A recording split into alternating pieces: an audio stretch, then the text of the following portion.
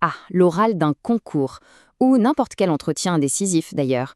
C'est vraiment le moment de vérité, celui où une carrière peut basculer.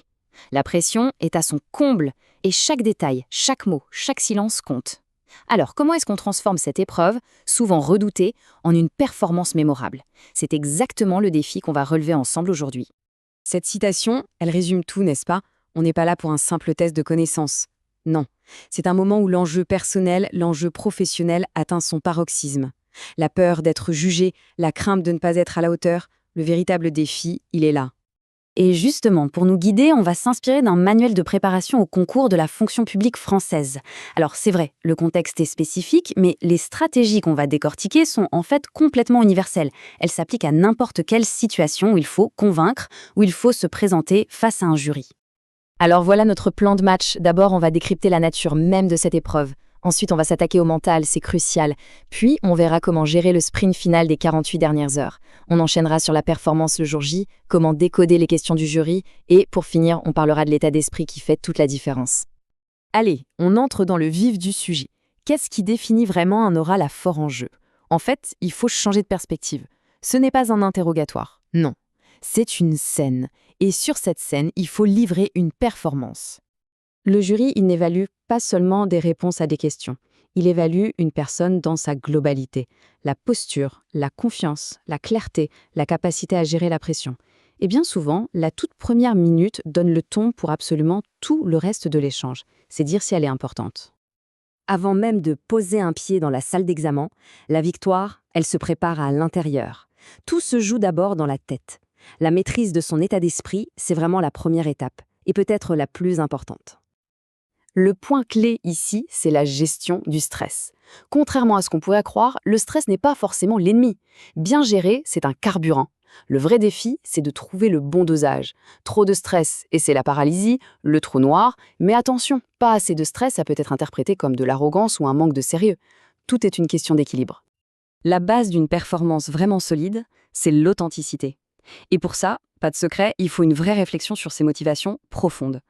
Pourquoi ce poste? Pourquoi maintenant? Qu'est-ce qui nous anime vraiment? Les réponses ne doivent jamais sonner apprises par cœur. Elles doivent venir d'une véritable connaissance de soi. C'est cette sincérité qui va créer le lien avec le jury. On avance. Abordons maintenant cette phase absolument critique, les 48 dernières heures. À ce stade, le bachotage de dernière minute est contre-productif. C'est la stratégie qui prime sur tout le reste. La gestion du temps est donc cruciale. L'avant-veille, on consolide. On ne cherche plus à ingurgiter de nouvelles informations. Non, on relie, on structure, on visualise. La veille, l'objectif change radicalement. Place à la récupération. Le but, c'est d'arriver au top de sa forme, mentalement et physiquement. Repos, bonne alimentation et surtout le calme. Et voilà, c'est le jour J. Tout se joue maintenant. L'attention dans se déplacer. On n'est plus dans la connaissance pure, mais dans la communication non verbale, dans les codes qui vont projeter une image de maîtrise et de professionnalisme. On peut vraiment voir l'entretien comme une petite pièce de théâtre en 4 actes. Chaque étape est distincte et surtout contrôlable. De l'instant où on franchit la porte jusqu'au moment où on la referme derrière soi, chaque seconde est une occasion de marquer des points. Regardons ça de plus près. Ces gestes peuvent paraître simples, mais ils sont fondamentaux. Saluer le jury dans le bon ordre, en commençant par la présidence.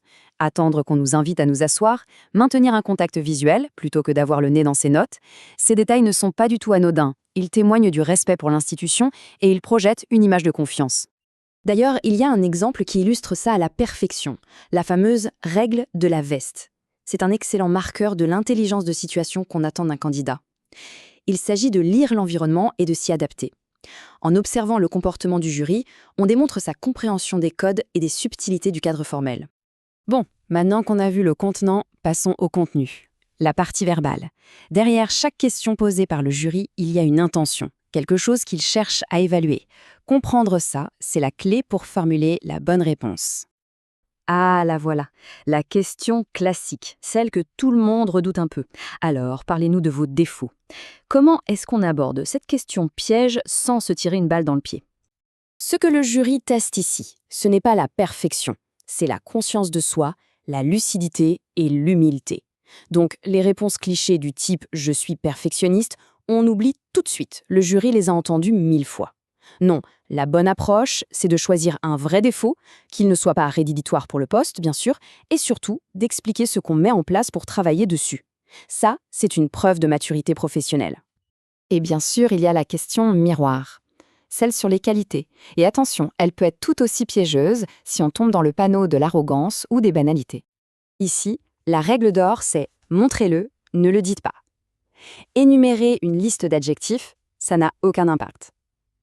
L'idéal, c'est de sélectionner 3 qualités qui sont vraiment pertinentes pour le poste et pour chacune de raconter une mini-histoire, un exemple concret tiré de son expérience. C'est ça qui rend une réponse vivante, crédible et surtout mémorable. Bon, on a vu pas mal de techniques, mais pour finir, prenons un peu de hauteur. Parce qu'au-delà de toutes ces tactiques, le succès d'un oral repose sur une approche globale, sur un véritable état d'esprit. Ce qu'il faut absolument retenir, c'est que l'objectif ultime, ce n'est pas de réciter des réponses parfaites, c'est de démontrer des qualités humaines. La conscience de ses forces et de ses faiblesses, le respect des codes, la capacité à rester serein, même quand on est bousculé. Voilà ce qui est vraiment évalué. Et cette citation, elle résume l'idée à la perfection. L'authenticité, c'est le meilleur atout.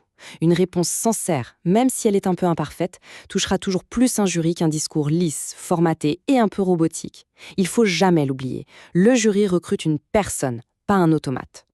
Finalement, toute cette analyse nous amène à une question de fond.